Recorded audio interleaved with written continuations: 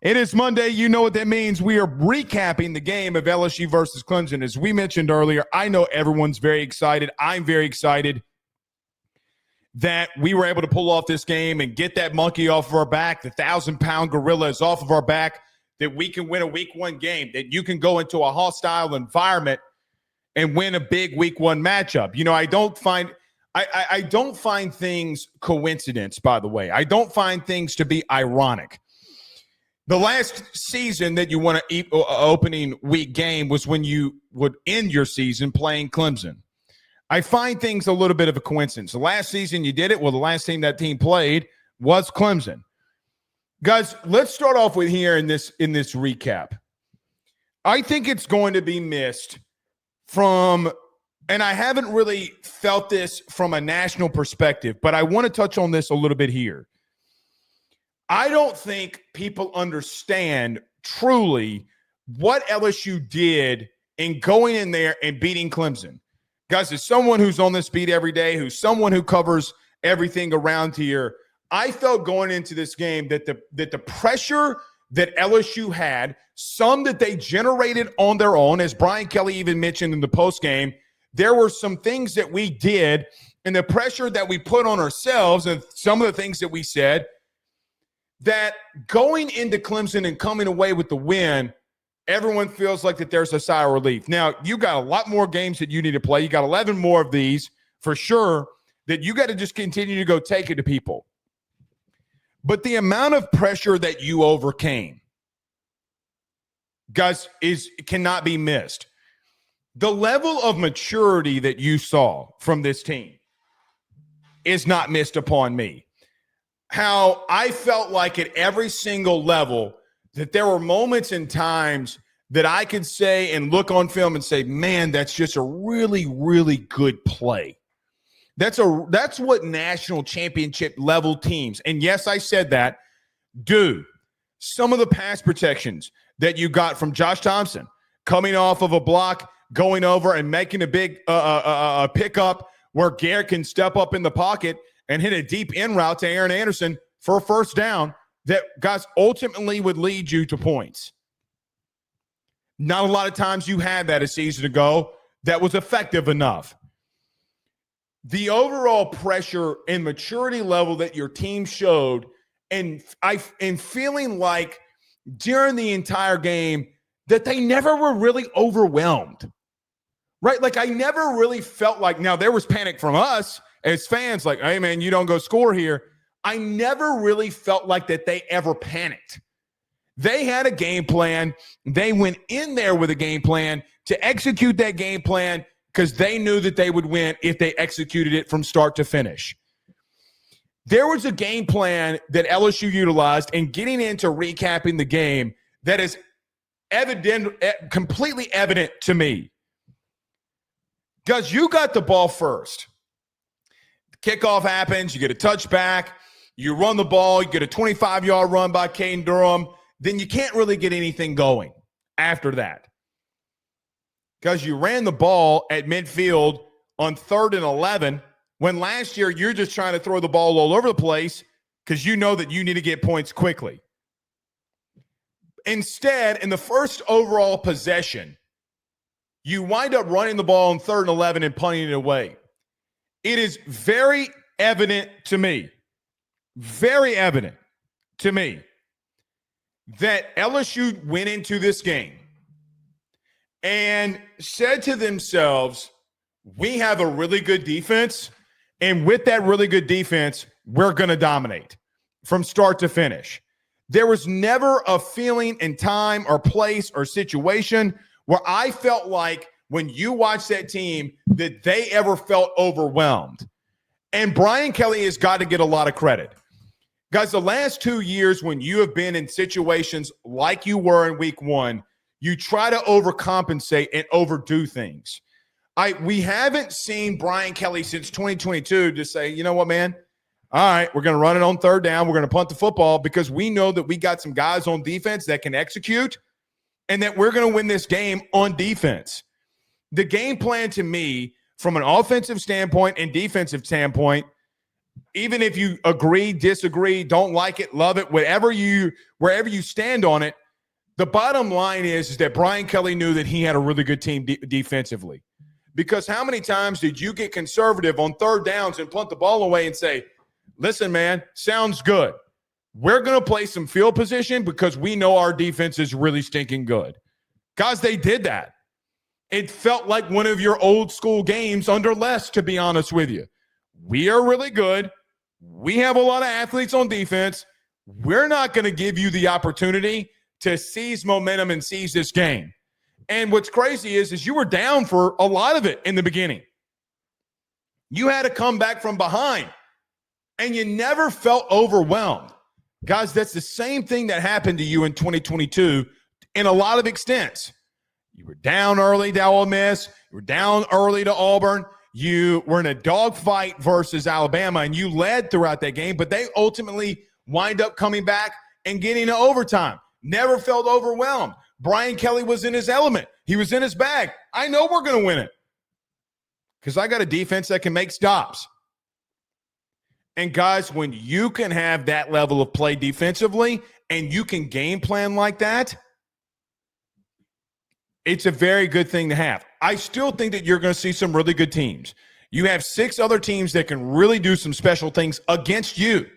And you got to be able to answer that bell. You got Florida in a couple weeks. Lenore Sellers doesn't look like he digressed a lot. There are a lot of really good teams that you will face down the stretch. And listen, I know a lot of us want to clown Alabama. What will they do? And what will they be when you face off against them is the real question. But the real truth of it all is you went into Clemson and you knew that you were going to be really good on defense. It's interesting because 3 days into camp, I posted this video on our show, and I asked Brian Kelly one question. Hey, man, are you seeing the same thing I am? Because y'all ain't been this competitive, and y'all haven't been this intense, especially on defense. Guys, we did a 45-minute segment on it early in August because there was a difference in the air, a big difference. This defense came and brought that lunch pail every single day. You just weren't going to do anything good against them. Brian Kelly knew that. He knew that he had a really good team defensively. He game planned around it, and that's what you saw. Your game plan was one that you knew that you were going to dominate defensively, and you just continued to go off that game plan because you knew eventually they would break if you put the pressure on them, and they did. There are a couple of things defensively, since we're speaking of that defense, that we need to get to. Guys, the additions of guys like Jack Pyburn and Mansoor Delane cannot be understated. Having Harold Perkins back, having a 5-star defensive tackle in the interior like Don McKinley, some of the play that you got from a true freshman and DJ Pickett, some of the things that we saw from PJ Woodland, even on the first drive of the game. Guys, you just had a lot of players making plays. I thought Mansoor, I thought the Weeks brothers, I thought Harold stood out the most to me, along with Don McKinley. And all of those players did a really, really good job. But they executed their defensive game plan very good too. They were flying around the ball. They were flying everywhere. When you go back and watch the game, we see that you were forcing Klubnik, for the most part, to stay in the pocket. There were a couple of times that he got outside the pocket and made some plays. But you relentlessly put pressure on him and said, listen, we're going to man up, and we're going to play 1-2 high, and you're going to have to beat us. We're going to send 6. We're going to send 7 in some instances, and you're going to have to prove to us that you can make the elite throws versus our quarterback or versus our DBs as a quarterback. There were some ones that he made. You know, I thought P.J. Woodland even still had really good coverage on Bryant Wesco on the play where he caught it and his knee was already down. Like, his hand is stuck in the chest of Bryant Wesco. Got to get his head turned down around a little bit quicker. Got to be a little bit more reactionary. Guys, he's stuck on him like glue. He's stuck on him like a buck in rut. I mean, he can't get off of him. But the biggest thing that you did is the number one thing Brian Kelly said that you needed to do and that you were going to do going into the game. We're going to keep Klubnik in the pocket, and we're going to force him to make big plays. I think of the Patrick Payton big hit on Klubnik that forced the errant throw on from Klubnik that Mansoor Delane picked off. But, guys, your front seven and your edge and your pass rush is something that we talked about from spring until now. And I am so glad that you guys were able to see what I saw in spring and I saw in fall. There was a thought that this edge room and pass rush could be elite. If there's one thing that I think that you can hang your hat on is just how aggressive you're going to be under Blake Baker, and that you have a lot of speed that's going to get after a lot of quarterbacks. I thought you tackled very well, and you showed it from your front seven. Guys, there wasn't a lot of times, hardly ever, that they did anything when you got around them. Sure, Tamarcus had a missed tackle. AJ kind of tripped up on one. Okay, sounds fine, but you still made the plays. What ultimately that did was force Klubnik into some massive third and long situations. Last year, you were around 78th in the country in third down defense. Guys, you forced Clemson to be 3 of 13 defensively on third down, or offensively on third down. They could do nothing because it all revolved around one thing. You can't get K. Klubnik in the pocket in big passing situations. You can't bring the pressure that you want to bring without there being revolved around one thing. You only gave up 31 yards rushing. You physically dominated their offensive line up front in the run game. You did. Guys, what happened to you a season ago? Like, I think of the A&M game from a season ago where you had 26 yards rushing and Garrett had to put the entire team on his shoulders to make anything happen offensively. Same thing happened to Clemson last night, or 2 nights ago, excuse me. Feel like that we're kind of on a Sunday, Monday routine here. But they could not run the ball. I think Jack Pyburn, there was a clip on Twitter that we posted. I think Don McKinley. I think Bernard Gooden, although who didn't make plays necessarily, go look at the havoc that 88 caused in the backfield. That defensive line in front seven made Clemson's life in the run game a living hell. What is crazy is the biggest question mark coming into the game of all of it, whether it is against LSU, for LSU, against Clemson, for Clemson. The biggest question going into this game was a simple one. Can LSU's offensive line hold up? Well, the real thing and the real truth that came in all of this was, can Clemson's? Because, guys, they couldn't generate holes. I thought Don McKinley dominated the interior of that offensive line. I thought Bernard Gooden made a lot of havoc. I thought your front seven just did a very not good. Guys, I thought that they did an elite job at physically taking it to that Clemson interior offensive line. That happened to you a season ago. It happened to you. You could not get anything going in the interior of your run game. And you just turned around with a five-star guy in the middle and 3 transfers to some extent, and Jack Pyburn, Patrick Payton, and Bernard Gooden, and you rotated a lot of guys in there. You had so much depth that even when you ran a second-team defensive line out there that had Ahmad Bro, that had Jacobian Guillory, that had Gabe Relaford, and had Jamari Butler, they still couldn't generate runs. And you're giving your starting defensive line a rest. And the numbers bear that out. So when you recap this game and you look at it, let's talk about the big things here. Well, the biggest thing that you did was you dominated them up front. Allowing them to only 31 rushing yards on 19 carries is insane. Is insane. They just couldn't get anything going. And it's not like that they weren't diverse, meaning it's not like they kept ramming their head up against the wall, a lot like what you did a couple of seasons ago. Guys, they ran 4 or 5 draws, or 3 for sure, in the second half, but they ran 4 or 5 draw plays with Klubnik, and Weston Weeks just said, you're not going anywhere. Not so fast, my friend. So they tried to do a lot of things. They got their wide receivers involved in the run game and still couldn't get anything going. The one time that they got a receiver involved, they did a jet sweep handoff, and Harold Perkins ran down one of their fastest receivers that everybody said that was really good. They can't be bad now because they're not bad now. But that's it. That's a safety / linebacker running down a receiver in the run game. It forced you to get after Klubnik. It forced to make him make big throws in big crunch time situations.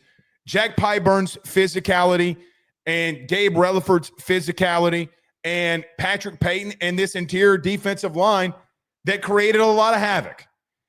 If you can replicate, and you're not going to hold teams to 31 rushing yards every week. Let's just be real. It's a long season and guys get beat up. But it's a long season. If you can continue to replicate some of the things that you showed and that you did, guys, that if you can lean on that, you're going to win a lot of football games. We talk about this so much. Teams that can run the football effectively and teams that can stop the run very effectively. They always are they're finding ways to play in January. One statistic that's not, and all the things that change, one thing that doesn't like not show up, Georgia couldn't run the football last year. It was the worst season that they had. Technically the worst season that they had in stopping the run, and they still couldn't get to where they ultimately wanted to go. You physically dominated an offensive line that had 5 starters returning. That last season, guys, did not have this bad of a performance against a defensive line in Texas that, quite frankly, a lot of people still believe, even right now, is the best team, is the best front seven in college football. You start asking yourself the question, man, if LSU starts and continues to replicate some of this stuff, do we need to start talking about them as being that dominant?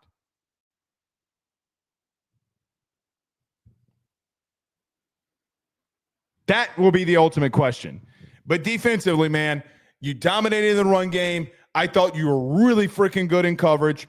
There's just not an area defensively that I thought that you were even remotely average in. I thought good to very good to even great to some extent was what you played. You played at let's call it what it is. You played an A-plus game defensively. Brian Kelly's game plan dictated off of, listen, man, we're just going to dominate. There were some plays in there, by the way, that Patrick Payton knew what was coming and was calling it out, and it benefited you. Can you replicate that versus Florida in a couple weeks? Will be something that will be very interesting because that team has a very experienced offensive line as well. Very experienced. They've played together for a long time. You just played against an offensive line that had a combined 270 starts between all of them. 270 combined starts, and you pushed them around like you have a kid in a walker or whatever the chair, the scooter, whatever you call that thing. You just kept pushing around Miss Daisy. You for the first time in 4 years, even longer than that. For the first time in a couple of years, you were the team defensively that dominated somebody. It is refreshing to see. It also answers the question to some extent, if this continues, hey, man, this offense wasn't bad in fall camp. That defense we got is pretty special, or at least could be really special.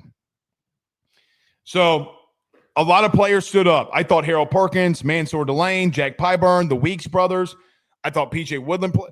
Guys, I think everybody played really well. Like, everybody played really well. it's gonna be interesting to see how teams in the next couple of weeks try to attack you. It really is. But, man, the speed level that you have is pretty insane. Last but not least, when we're recapping this game defensively, I thought your safety play was absolutely outstanding. You know, Jordan Gilbert, the Baton Rouge native, has taken a lot of heat.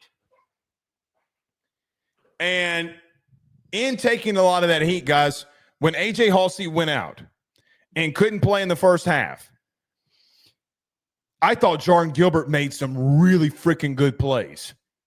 You know, I think about the play in the first half when it's 3rd and 11 and Klubnik scrambles. And I literally, when he started to run the football, I was thinking to myself, oh, no, here we go again. And Jordan Gilbert was the last line of defense before the first down. Harold Perkins couldn't get there quick enough because he's coming from the other side of the field. And Jordan Gilbert's in pursuit and makes the play and makes the tackle. I thought Jordan Gilbert had a really good half. If there weren't 2 really bad throws by Cade Klubnik in the first half, there's a really strong chance that Jordan Gilbert's picking a ball off. You remember the one where he jumped and was just over his fingertips? And then one of the out routes that he broke out on, that if he doesn't throw it 5 yards in, does Klubnik, I'm not going to say it's a pick six. It could easily have been an interception for Jordan Gilbert. He played very well. Guys, we haven't mentioned him yet. Deshaun Spears played really well. Tamarcus Cooley played really well in coverage. Guys, Tamarcus Cooley is the name, and I've been waiting to talk about this all day. Tamarcus Cooley had one of the biggest games that nobody is talking about right now. Let me explain. Were there some catches that he gave up? Yep. He had a tackle that was missed, but you were able to clean it up. Because the only reason that you're able to do what you do, ask anybody that's been a coach, ask anybody that's a film junkie. The only reason you were able to do what you were able to do to Cade Klubnik and this team in Clemson and send the amount of pressure that you did was basically you have Tamarcus Cooley as a free safety, but he's going man up on some of these receivers, and you were okay with it. You're able to utilize Harold Perkins in such a unique way because you have a safety that is known for playing the slot. You can have 3 safeties on the field and send number 7 in some exotic ways and put him in coverage in some exotic ways, like Perkins was the one that made the stop on the massive 3rd and 15. But Tamarcus Cooley had a really good game. When you can go man-to-man, or you can do some quarters or do some of the things that they were doing, and basically him being man up and being able to cover as well as he did vastly gives you the opportunity to put the level of pressure that you're putting on these teams and can't put on teams. I wonder if teams start attacking him in the near future. Clemson tried and failed to some extent, but they kept going after Mansoor Delane, and that I just don't understand. DJ Pickett was on the field a lot, and they did not throw in his general direction. They didn't. There's going to be a team there. Listen, guys, after what happened this week, after what happened with Mansoor Delane and him playing as great as he did, got the game ball, deserved it, teams are not going to throw the football at him anymore. They're not going to do it. It really feels like, to an extent, it feels like the Christian Fulton situation all over again with Sting. I don't know if I'm not calling DJ Pickett Derek Stingley. What I'm saying is remember early in the season in 19 where teams kept going at Christian Fulton and it wasn't working for them, so they started throwing the ball in the true freshman and Derek Stingley?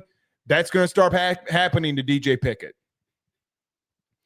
Because that secondary, revamped secondary, played really good against a really good wide receiver core. And I don't know why people are walking back that Clemson didn't have a good wide receiver core. Guys, there were 2 corners that were a corner and a safety that were drafted very high on Texas. They had the number 2 passing yards allowed. They were number 2 secondary in the country. And that unit did something against that Texas secondary. Oh, I guess that this LSU secondary just can't be good because they are really good. But they played lights out as well. All right. The 3rd and 13. Let me back up on one thing. There's one thing I want to bring up too. You forcing them to be 3 of 13 on 3rd down. Guys, under Brian Kelly, we have never been this efficient on 3rd down, by the way. There hasn't been a game against a ranked opponent that we have been below 45% on defensive 3rd down percentage. You forced them to 3 to 13. They went 2 for 3 on 4th down, or 2 for 4 on 4th down. The only 2 got on one drive that got them 7. You were really good at getting off the field. Really good. That keeps happening, and you keep giving this offense chances, it's going to really win. So we talked about the game plan and some of the things defensively that you did. Guys, let's move over to the offensive side of the football. The best thing that LSU did on Saturday against Clemson offensively is very easy for me. You held on to the football for damn near 40 minutes. Guys, you had the ball damn near the entire second half. When your defense is able to give you 3 and outs the way, and 4 stops and punts, the way that LSU's defense did, it's going to give you a lot of chances. LSU had a time of possession for 37 minutes and 10 seconds. The last time that you had a time of possession this lopsided in LSU's favor was when you played Florida and could not win. But how many opportunities did you have? And it's funny looking at the Florida game a year ago and reverting and turning this one on its head and saying, you made the plays when you needed to this time. Now, for me, I know a lot of you are going to say, well, Blake, offensively, I don't think we did great. For me, you do not have to do this. If you disagree with me, this is fine. In my mental clock and in my head, I am taking LSU as winning 24-10. The Barion Brown overturn should not have happened. In saying that, I don't think that you played great offensively. I don't think that there was a lot of elite things that you did. However, there was some elite decision-making that I thought that you had from Garrett, which we'll get to from a minute. I thought you were really creative, especially in the run game. You were able to run the football at a more effective rate than I thought that you would be able to, and your offensive line blocked at a much better rate than I thought that it would. You ran for only 108 yards, a lot better against some of the ranked opponents than you did a season ago. Can you build off of that is something that we'll talk about in just a moment. But you had 29 carries for 108 yards. But, man, the thing that set this thing up, and I think that LSU's got to do more of, you even have Garrett Nussmeier on a zone read going for 11 and making the right decisions. How many times on this show have we brought up that in the running game, Garrett has got to pull one of these, and they'll finally respect it. They'll finally respect it. How many times in this game did Xavion, did Caden Durham, were they able to find lanes where they were able to cut the football back and get up the field north and south? Guys, you watched the game. A lot of you remember. Hey, Blake's right here. There were a lot of plays that this running back room were able to push it and then find a seam and cut it right back up the middle. How many times did Caden Durham do that? How many times did he do it? And some of the creative things that Joe Sloan did in the run game, like moving Kyle Parker and sealing an edge and Caden Durham busting one outside. There were a lot of run lanes that were open on the backside. All of that gets generated off of Garrett pulling the zone read and going for 11 one time. Just once. Just once. You know, it's like the first time when you get married and you finally take out the trash without your wife asking. Now she sees that you have the ability to do it. Go watch the 22, meaning the film or the copy, whatever you want to call it. Go watch how many times both of those edge players, when you are doing a read action, are going to stay home because Garrett just popped an 11-yard run on us. Got a lot of push in some of those too. If Garrett continues to do that effectively, well, something can happen here. Listen, outside of the sack, which was a 10-yard sack, I guess technically you could say you ran the ball 28 times for 118 yards if you want to be super technical and take the sack out of it. I don't think you were great. I think you were good enough. And guys, quite honestly, as you open this thing up a little bit more, I think that you will. I think that this week and we'll talk about this, I think you're going to see a lot different game plan and attack for Joe Sloan. They played conservative in a lot of ways because they knew that they could and not risk anything and win the football game because of how good they were defensively. But the levels of concern for me offensively are still there to some extent. Need to see your offensive line continue to improve and get better. Need to see you be more aggressive. I know that I felt like that there was a situation in this game where LSU just said, listen, we're up by 7. Let's not take any risks. And we can win this game from our defense. And I understand that, and I don't think it's a bad game plan because when you are really good defensively, you can do that. You did take some vertical shots early in the game. You did try to be aggressive. There were a couple of times where Trades Green got pass interfered with, and there was obviously the Baryon Brown situation where they reversed the call. Let's just say hypothetically on a couple of those plays that Trades Green doesn't get the pass interference and comes down with the catch. If that happens, the Baryon Brown fade route stays up.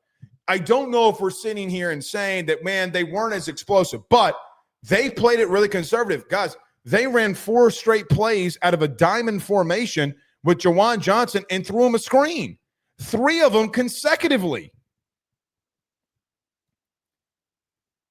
3 of them consecutively. They just said, listen, we're going to put numbers out there. We got 2 really big tight ends that can block. And Bauer Sharp and Donovan Green, and we're going to throw the football out there. And there's nothing you're going to do about it. Guys, and they didn't. They didn't. I thought you did some very unique things. You put a lot of guys in motion. You ran a lot of screens. I thought it was very creative. But there is something missing here. You're going to have to start attacking the middle of the field more, and you're going to have to get the ball vertically. The problem that I have here in watching the game versus Clemson, I still think that they're a really good team. I still think that they got a lot of really good pieces defensively.